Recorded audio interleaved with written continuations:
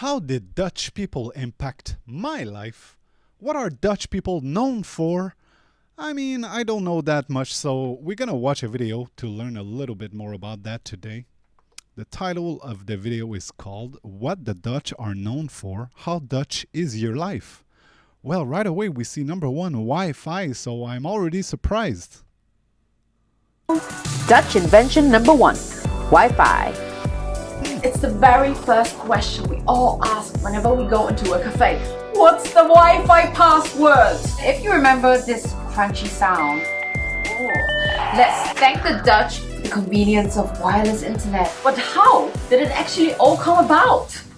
In 1988, a bunch of Dutch computer scientists were working overtime at McDonald's, and they had an idea.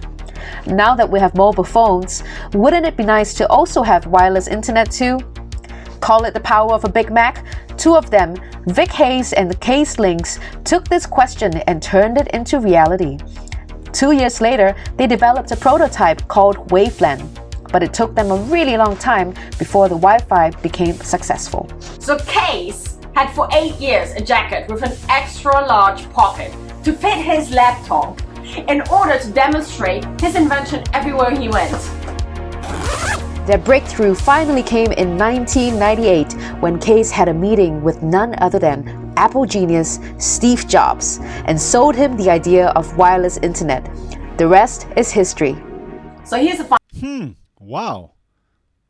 Good job, Dutch people. Good job. fact. It was actually Case's wife, Angela, who came up with the name Wi-Fi after its original name, Wireless Fidelity. It rhymes with hi-fi! Hi-fi, Wi-Fi, hi-fi, Wi-Fi! In the Netherlands, you don't say Wi-Fi.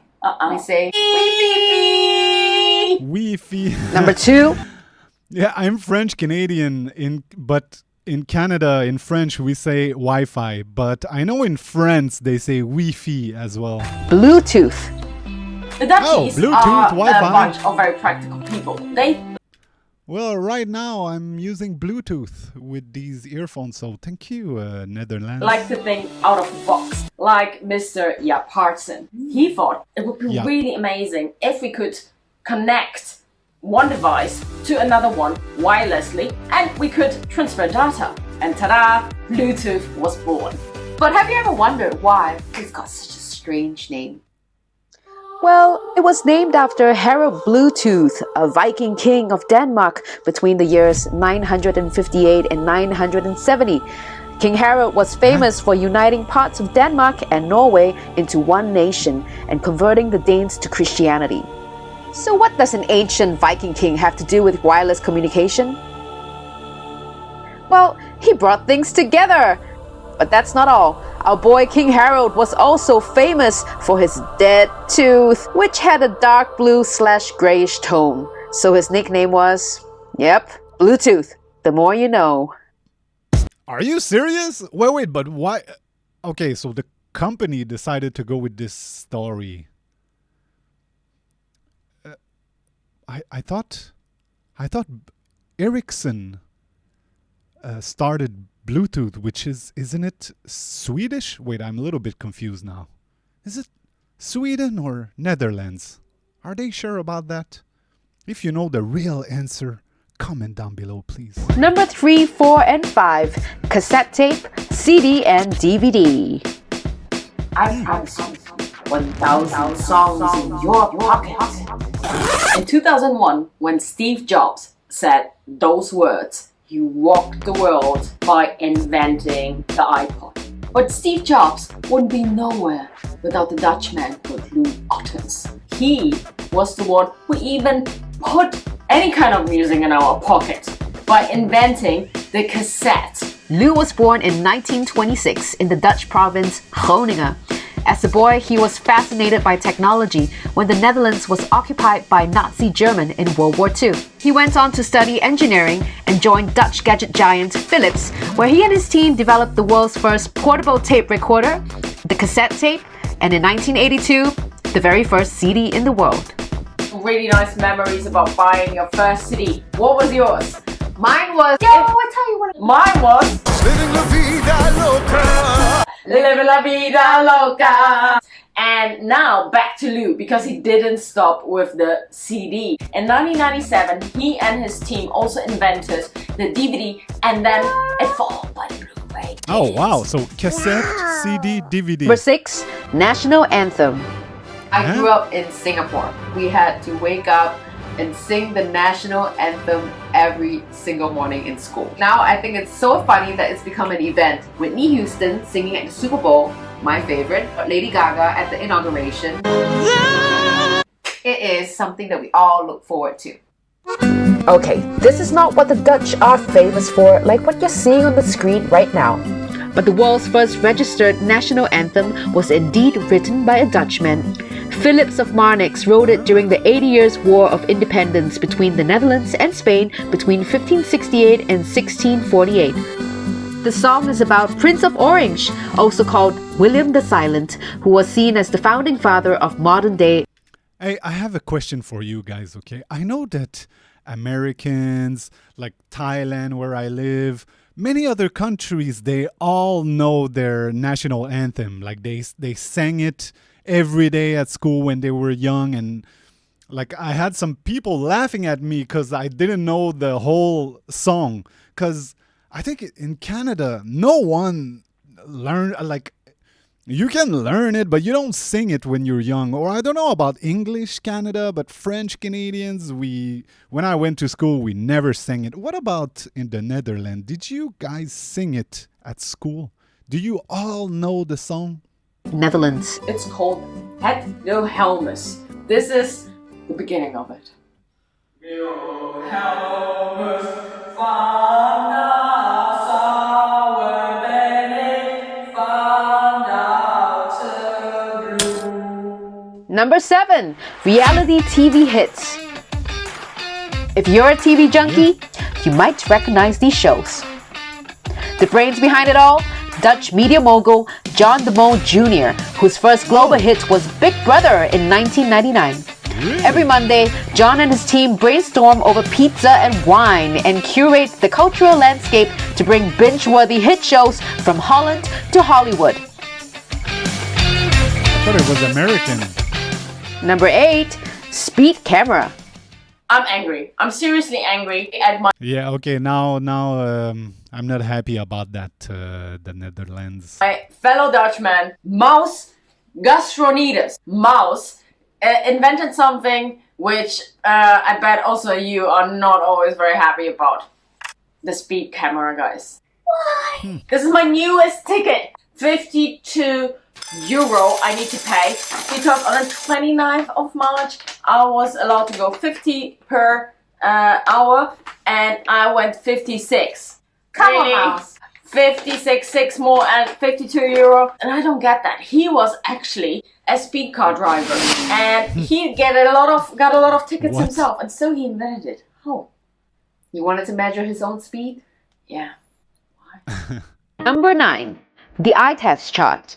So, if you were in glasses, you might want to take a moment and thank our fellow Dutchman, Herman Snellen. Herman Snellen invented the original eye test in 1862. Today, an updated version of the Snellen chart is still used to diagnose vision problems, making the world a happier and clearer place. But that's not all. A Dutch father and son team named Hans and Zacharias Janssen invented the first microscope in the late 16th Really? century. Imagine what we would be without the microscope, how many diseases we could not heal, how many things we could not study. Thank you guys for inventing the microscope, so that Yeah, we the can actually microscope. study COVID right now. And there's more! In 1608, Dutch optician Hans Lippershey was the first person to apply for a patent for a telescope. Unfortunately, he got his telescopic thunder stolen by Italian astronomer Galileo Galilei, who made Yeah, I thought it was Galileo at first. That's why I was surprised. Huh. a telescope that magnified things 17 times bigger.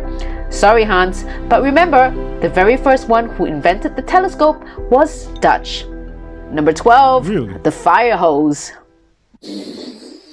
Yes, ladies and gentlemen, the fire hose. In the 15th century, Amsterdam experienced two great fires. Back then it was a major problem because all the houses were made of wood, which meant that major parts of the city burned down. And Amsterdam was not the only city who had really problems with that. In 1672, father and son Jan and Nicholas van der Heyden invented the firehouse! Weren't people using buckets of water to put out the big fires? Yeah, lots of work. Don't want to do that. my God. It's a good workout, but not in situations like that. Number 13, the godfather of gin. If gin is your jam, you might be surprised that the origin Gin is my favorite alcohol. I don't drink a lot, by the way, but I just think it tastes the best of all the liquor. of gin comes from the Dutch jenever. Jenever means juniper. It's a liquor distilled from malt wine and flavored with botanicals like juniper to give it that aromatic oomph. Really? In 1689, William III of Orange became King of England, and he brought his love for Dutch jenever to England and made it popular. Later on, the English developed gin from jenever. Nobody really knows who invented it. All we know is it was actually medicine. And you're gonna get a good night's sleep as well. So remember guys, jenever is the grandfather of gin. Does it still exist today? Jenever. Is it, can you, yeah, I guess she has a bottle in her hand. I would like to try that. 14, the Elstar apple. An apple a day keeps the doctor away. I remember my mom. Her name was Kasia. She used to have an apple with her all the time. She would have it in her handbag, everything. Her snack every day was an apple. And it just blew my mind after I came to Holland that her favorite apple actually is Dutch. And this is it guys. This is the Elstar apple. You can get it all over the Netherlands, all over Europe. It's super popular, very sweet, but also a little bit of sour. Perfect for apple pie. If you've ever come to Amsterdam, you have to try apple I'm pie. hungry now. It's very often made of Elstar apples, and it's simply delicious, guys. And for me, it's so much more because again, it's the favorite apple of my I don't know mom. if I ever tried that. I just don't remember the name. Number 15, tiki taka. If you're a soccer fan like me, you have to know of this style of playing soccer. It's called tiki taka. And tiki taka is known as a style of playing soccer which is defined by having a lot of ball possession, a lot of movement from the players, and a lot of short passes. A lot of people think that it's Spanish because it was perfected by the team FC Barcelona. But who was the coach back then? Let me guess. Was he Dutch? Yeah. His name was Johan Cruyff. Not only just any kind of Dutch soccer player. It was the legend, the most famous. And just look at the style which he invented. Tiki-taka. Is this not mind-blowing? It's just brilliant. In 1947, Johan Cruyff was born 5 minutes away from the Ajax Stadium, where he would eventually become a legend. Inspired by his football-loving father, Johan started playing for the Ajax youth club at just 10 years old. When his father died 2 years later, he decided to become a professional player to pay tribute to his dad. And boy, did he sweep the world away. In 1971, Johan was named the Dutch and European Footballer of the Year. He became the coach of the Ajax team, leading them to multiple victories. In 1973, FC Barcelona called. From there, he invented the iconic tiki-taka. And more than that, he was also an Amsterdammer, which means a lot for our city and especially also fans from Ajax Amsterdam. This is also the reason why we named our biggest stadium of Ajax Amsterdam after Johan Cruyff. So it's called the Johan Cruyff Arena. If you ever here visit it, you can really feel the legend. If you're a soccer fan, it's definitely highly recommended to do that. And finally, we have same-sex marriage. The last invention we want to share with you is not really an invention, but something the Netherlands were first in. It is a topic which is very close to our hearts because we want to share with you that we are actually a couple. Yay! We've been together happily for 3.5 years. This right that we can just be a couple here is very, very special. And the Netherlands did something. I'm all for that. Why not, right? Like, it's all about getting away from religion, basically, and let people do what they want to do.